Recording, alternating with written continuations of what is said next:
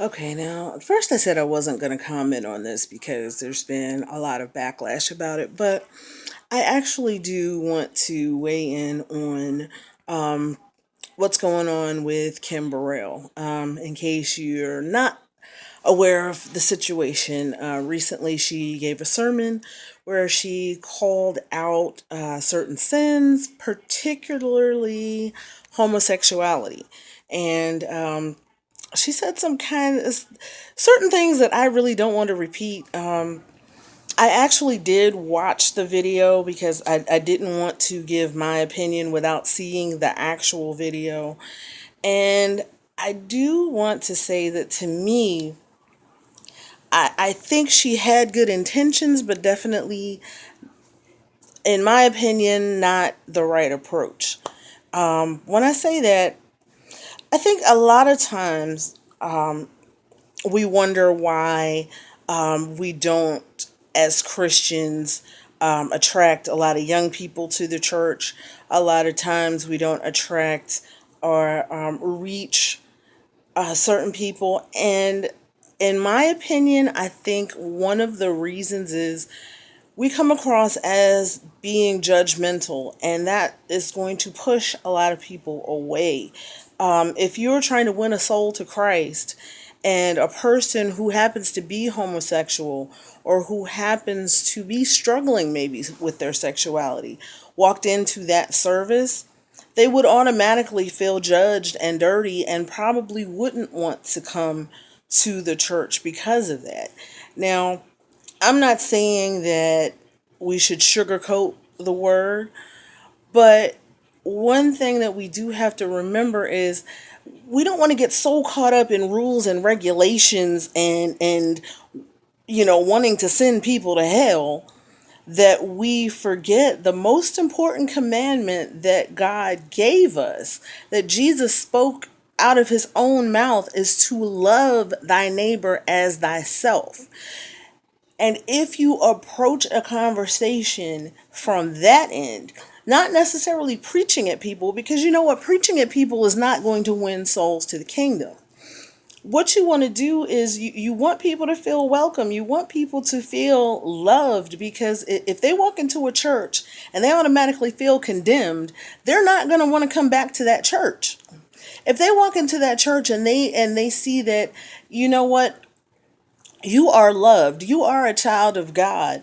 No, we may not approve of everything you do, but you are loved. That's how you approach. That's how you approach, and that's how you win souls to Christ. Now, one thing about it, I'm not one to judge, and all of my friends know. Everyone who really knows me knows that I'm not going to turn away from a person for their sexuality, because you know what, that's between you and the Lord. I don't have a heaven or hell to put anybody in, so I'm not going to judge you and say, oh, you're going to hell. I don't sit that high, and I am not without sin myself. So who am I to judge the next person and say you're going to hell when I haven't lived a perfect life? I am not without sin. Like I said, I'm not a goddess. I don't have a heaven or hell to put anybody in.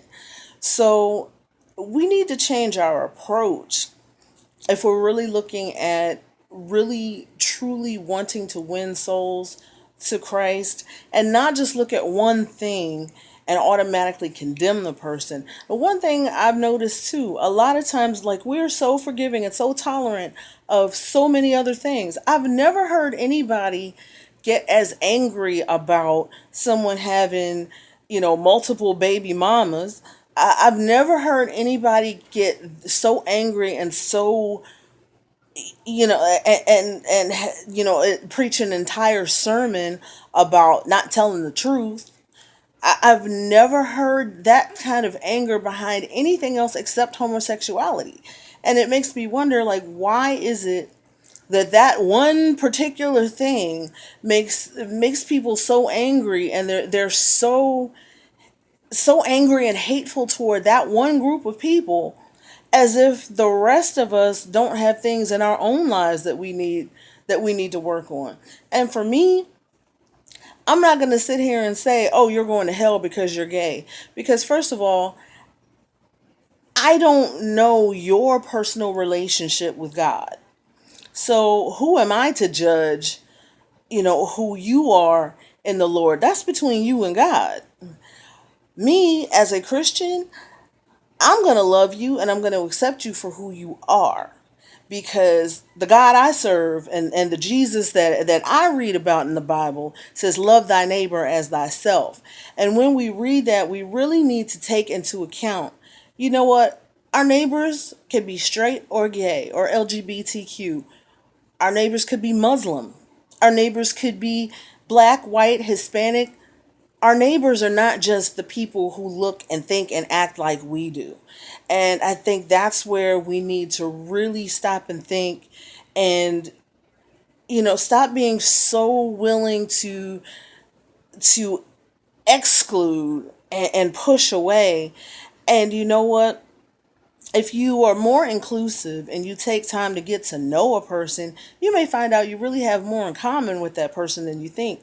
And that person may have a closer walk with God than you even know. You're judging that person's whole relationship with God with the one thing you know about them.